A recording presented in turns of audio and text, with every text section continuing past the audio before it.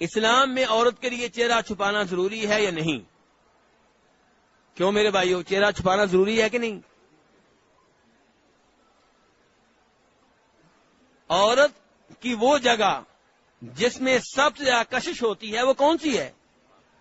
جی چہرہ ہی تو ہے.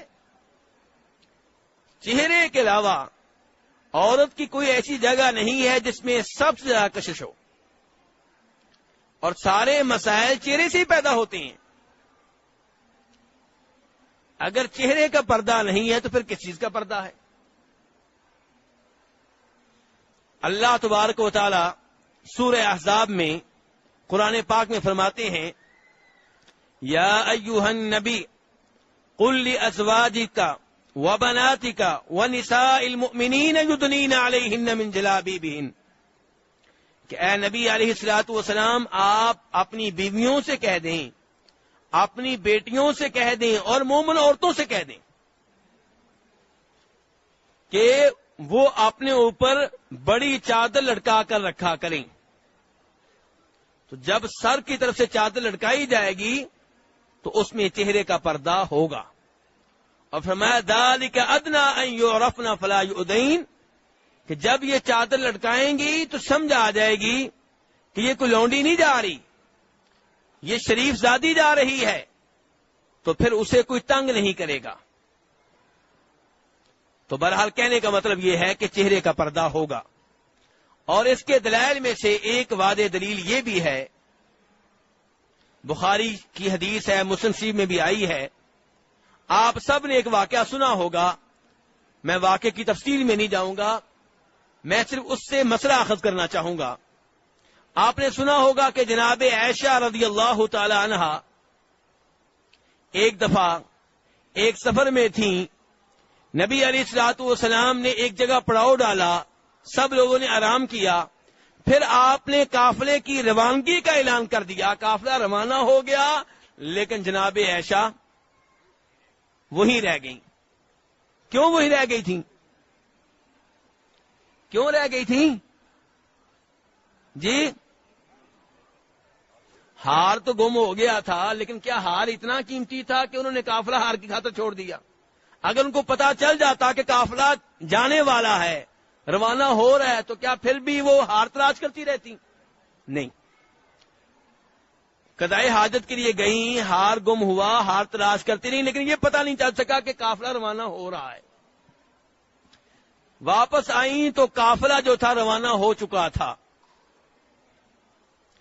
اور جناب عائشہ رضی اللہ عنہا کو اس سفر میں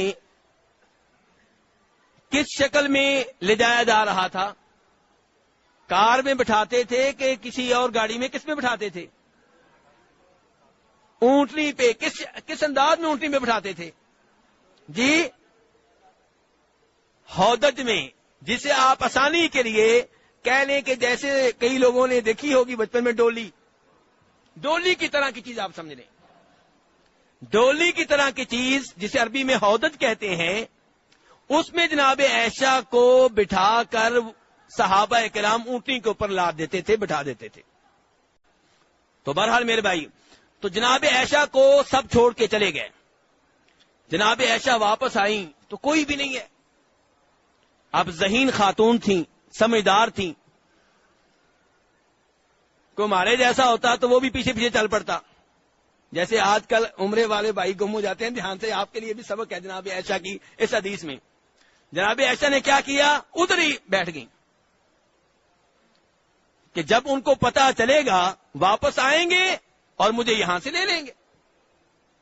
ادھر ہی بیٹھ گئیں اور پھر لیٹ گئیں. لیٹی تو انہیں نیند آ گئی.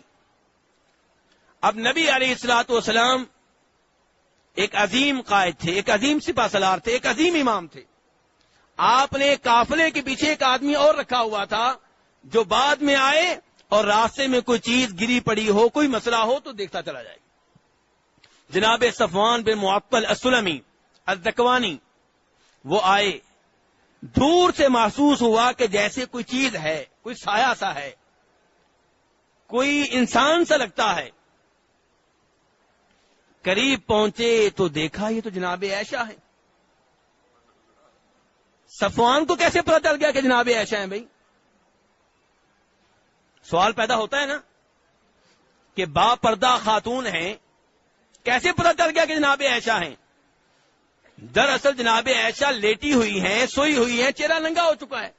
تو ٹھیک ہے، چہرہ ننگا بھی ہو گیا ہے، انہیں یہ کیسے پتا چلا کہ یہ چہرہ کس کا ہے؟ اس کا جواب جناب عائشہ نے خود دیا. کہا وکان یرانی قبل الحجاب، کہ جب پردے کا حکم نازل نہیں ہوا تھا تب صفوان مجھے دیکھتے رہتے تھے. جناب عائشہ کہنا چاہتی ہیں کہ پردے کا حکم نازل ہوا ہے تو اس میں چہرہ بھی ہے، اسی لیے کہہ رہی ہیں کہ پردے کا حکم نازل ہونے سے پہلے صفوان مجھے دیکھتے رہتے تھے. جیسے دیگر صحابہ کرام کی نگاہ پڑتی تھی، جناب عائشہ سفر میں ساتھ ہوتی تھی تو صحابہ کرام دیکھ لیتے تھے، پردے کا حکم نازل نہیں ہوا تھا. تو چونکہ پہلے سے دیکھا ہوا تھا تو جناب عائشہ کہتی اس لیے انہوں نے مجھے پہچان لیا. تو اس میں اس سوال کا جواب موجود ہے کہ جب پردے کا حکم نازل ہوا ہے تو اس میں چہرے کا پردہ شامل ہے یا نہیں؟ کیوں جی، شامل ہے کہ نہیں؟ شامل ہے، اچھی طرح شامل ہے. اس لیے میرے بھائیوں صحیح بات یہ ہے کہ چہرے کا پردہ بھی کرنا چاہیے.